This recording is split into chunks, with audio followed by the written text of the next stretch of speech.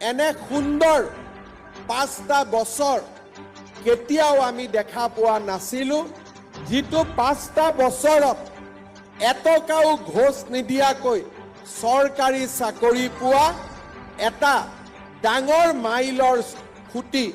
আমি অসমৰ জাতীয় জীৱনত স্থাপন কৰিবলৈ সক্ষম হলো 2013 চনত মোৰ মনত আছে যে আমি প্ৰথম টেট শিক্ষকৰ নিযুক্তিৰ প্ৰক্ৰিয়া আৰম্ভ কৰিছিল তাৰ আগতে অসমৰ শিক্ষক নিযুক্তিৰ যিটো ব্যৱস্থা সেই ব্যৱস্থা কলুষিত আছিল পংকিলতাৰে পৰিপূৰ্ণ আছিল যেতিয়া টেট শিক্ষকক নিযুক্তি দিবলৈ শিক্ষা মন্ত্ৰী হিচাপে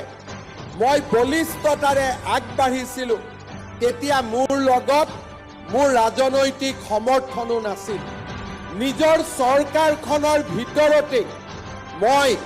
সমালোচনাৰ সন্মুখীন হৈছিল মোৰ এতিয়াও মনত আছে 2012 চনত যেতিয়া টেট শিক্ষকৰ নিযুক্তি দিবলৈ আমি সিদ্ধান্ত লৈছিলোঁ দিল্লীৰ পৰা সেই সময়ত জমিয়তৰ অধ্যক্ষ মৌলানা আছাদ মাদানী গুৱাহাটীলৈ দৌৰি আহিছিল আৰু মুখ্যমন্ত্ৰীক আহ্বান জনাইছিল যে টেট শিক্ষকৰ নিযুক্তি প্ৰক্ৰিয়া বন্ধ কৰিব লাগে মোৰ আজিও মনত আছে যে সেই সময়ত টেট শিক্ষক নিযুক্তি দিবলৈ যাওঁতে তেতিয়াৰ সৰ্বশিক্ষা অভিযানৰ মিছন ডাইৰেক্টৰত ৰাজনৈতিকভাৱে চৰকাৰত উচ্চ পদত অধিষ্ঠিত ব্যক্তি এগৰাকীৰ কোঠাত কান্দিবলগীয়াৰ পৰিৱেশ হৈছিলে কান্দি কান্দি মোৰ কোঠালৈ উভতি আহি কৈছিল যে নিযুক্তি প্ৰক্ৰিয়া বন্ধ কৰি দিলে মই বাচি যাব পাৰিম এটা নিকা শিক্ষক নিযুক্তিৰ বাবে সংঘৰ্ষ কৰিছিল উচ্চ ন্যায়ালয়ৰ গোচৰ আমি একেলগে এবছৰৰ ভিতৰত আমি ফাইট কৰিছিল সুপ্ৰিম কোৰ্টলৈকে গৈ গুৱাহাটী হাই কোৰ্টৰ প্ৰায় 500টাতকৈও অধিক গোচৰ একেলগে আমি নিষ্পত্তি কৰি আনিবলৈ সক্ষম হৈছিল যেতিয়া টেট শিক্ষকৰ নিযুক্তি হৈছিল আজি অসম বিধানসভাত দপদপাই থকা এজন শৰ্মা যিদিনাখনে শিক্ষামন্ত্ৰী নোহোৱা হৈ যাব সেইদিনাখনে টেট শিক্ষকৰ চাকৰিবিলাকো নোহোৱা হৈ যাব আজি তেখেত মেডিকেল কলেজত ট্ৰিটমেণ্ট লৈ আছে ভগৱানে তেওঁক সুস্থ কৰক কিন্তু আজিৰ এই সোণখেৰীয়া দিনটোত মই যোৱাকালি তেখেতক সাক্ষাৎ কৰি কৈ আহিছিলোঁ যে অসমৰ টেট শিক্ষকসকলে আজি স্থায়ীভাৱে নিযুক্তি পাব এতিয়া আৰু তেওঁলোকৰ জীৱনৰ সন্মুখত কোনো প্ৰশ্নবোধক চিন নাথাকে জীৱনত এই টেট শিক্ষকৰ নিযুক্তিক লৈ কেনেকে নিযুক্তি হ'ব প্ৰথম টেটৰ পৰীক্ষা যেতিয়া আৰম্ভ হৈছিল কুৱেশ্যন পেপাৰ লিক হ'ল অমুকৰ সমষ্টিৰ লৰাই পালে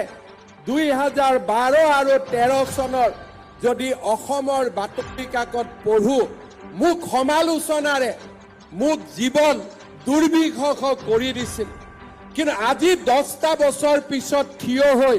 মই গৌৰৱ অনুভৱ কৰোঁ যে এতিয়া অসমৰ পিছপৰা গাঁৱৰ মানুহেও কয় যে ছাৰ আমাৰ স্কুলত এজন টেট শিক্ষকক নিযুক্তি দিয়ক এয়া হৈছে অসমৰ শিক্ষা জগতৰ এক নৱজাগৰণৰ সময় আছিল 2011, 12, 13 ৰাজনৈতিকভাৱে যথেষ্ট কষ্টৰ সন্মুখীন হৈও কেইটামান কথা মাত্ৰ মই আজি উনুকিয়ালো সেই সময়ৰ গোটেই ৰাজনৈতিক পৰিৱেশ কণ্টকময় হোৱাৰ স্বত্তেও শিক্ষা মিত্ৰ আদিৰ প্ৰচণ্ড আন্দোলনৰ মাজতো সকলোকে লগত লৈ সকলোৰে সমস্যা সমাধান কৰি অসমৰ শিক্ষা জগতত আমি এক নৱজাগৰণৰ আমি আৰম্ভ ইয়াৰ লগতে আজি আমি এইটো কথাও ক'ব খুজিছোঁ যে ৰাজ্য চৰকাৰে এই বছৰ প্ৰায় 6000 স্কুলত আমি হেডমাষ্টাৰৰ পদ আমি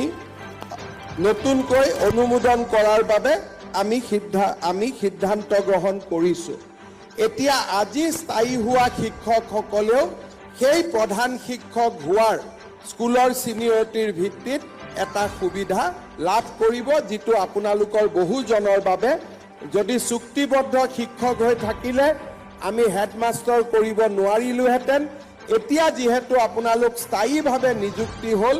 সেই ৬,০০০ পদতো হেডমাষ্টাৰলৈকে যাবৰ বাবেও আপোনালোকৰ সুবিধা মুকলি হৈ ৰৈ যাব।